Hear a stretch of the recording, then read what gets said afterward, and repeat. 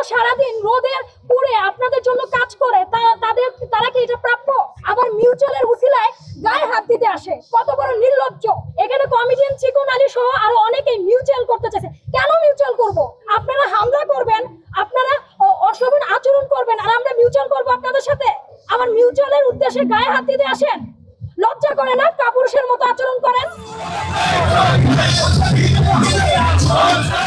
উনি ভিডিও করছিলেন, তো আমি খুব স্বাভাবিকভাবেই ওনার কাছে যাই এবং জানতে চাই যে আসলে উনি যে ভিডিওটা করেছেন সেখানে আমি আছি কিনা। কারণ ওনাদের ভিডিওতে থেকে আমি তো ভাইরাল হতে চাই না, আমি তো গণমাধ্যম কর্মী, আমার তো ভাইরাল হওয়ার কোনো প্রয়োজন নেই।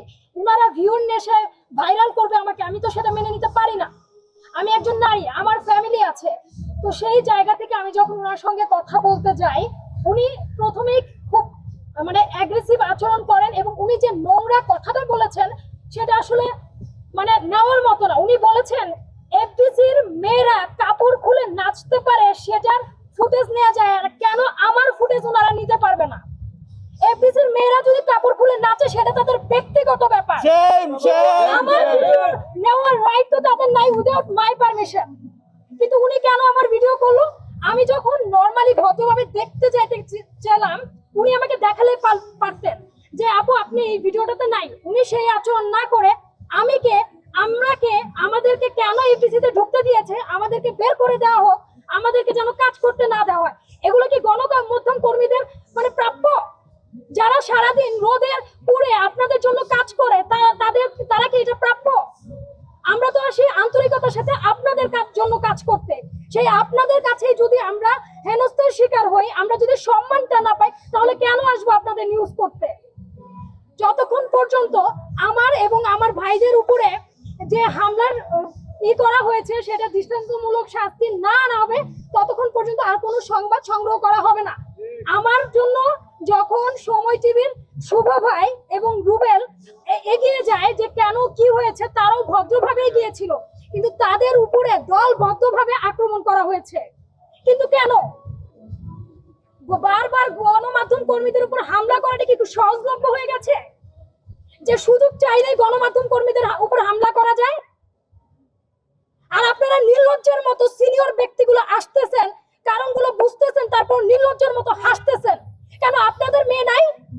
আপনাদের মেয়ের গায়ে যদি হাত দিত আপনারা এইভাবে নির্লজ্জের মতো হাসতেন? আবার মিউচুয়ালের উসিলায় গায়ে হাত দিতে আসে, কত বড় নির্লজ্জ! ওইখানে মিউচুয়াল করতে চাইছে, এখানে কমিডিয়ান চিকন আলী সহ আরো অনেকেই মিউচুয়াল করতে চাইছে। কেন মিউচুয়াল করব? আপনারা হামলা করবেন, আপনারা অশোভন আচরণ করবেন, আর আমরা মিউচুয়াল করব আপনাদের সাথে? আবার মিউচুয়ালের উদ্দেশ্যে গায়ে হাত দিতে আসেন? লজ্জা করে না? কাপুরুষের মতো আচরণ করেন।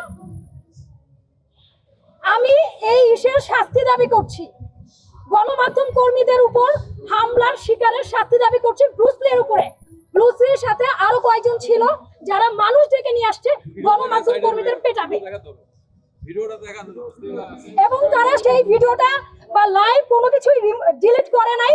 এবং যে ফাইটার জুম্মন মনে হয় নাম, উনি আরো বেশি এগ্রেসিভ ভাবে এসেছে, রুবেলকে মারবে, নেওয়াজ শুভকে মারবে, আমাকে মারবে, মানে আমাদের সবাইকে মারবে। কেন গণমাধ্যম কর্মীদের উপর বারবার হামলা কেন হবে? আমরা তো কারোর সাথে উজে পড়ে গিয়ে লাগতে যাইনি। আমি এর পুরোপুরি ভাবে ব্রুসলির এবং তার দলবলের শাস্তি দাবি করছি।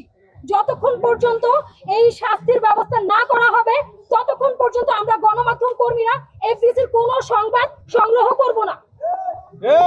আমরা কেন এখানে দাঁড়িয়েছি? আপনাদের দিকে ক্যামেরা তাক না করে কেন আমরা আমাদের দিকেই তাক করছি? এটা আপনাদের প্রয়োজন আছে। এই শিল্পী সমিতি এই সিনেমাকে বাঁচানোর জন্য আমাদের পাশে, আমরা আপনাদের পাশে। এই যে মেলবন্ধন, সেটা থাকার প্রয়োজন।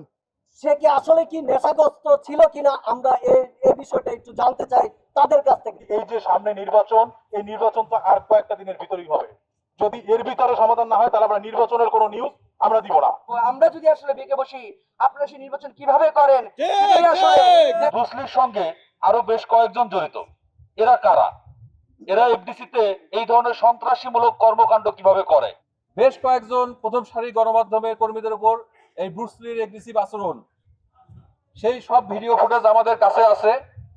আমরা ব্রুসলির দৃষ্টান্তমূলক শাস্তি দাবি করি। সাংবাদিকরা কেন লাঞ্ছিত হবে বারবার? যতক্ষণ পর্যন্ত সুষ্ঠু বিচার না হবে ততক্ষণ পর্যন্ত আমরা বিএফডিসির কোনো ধরনের সংবাদ সংগ্রহ করব না। ধন্যবাদ।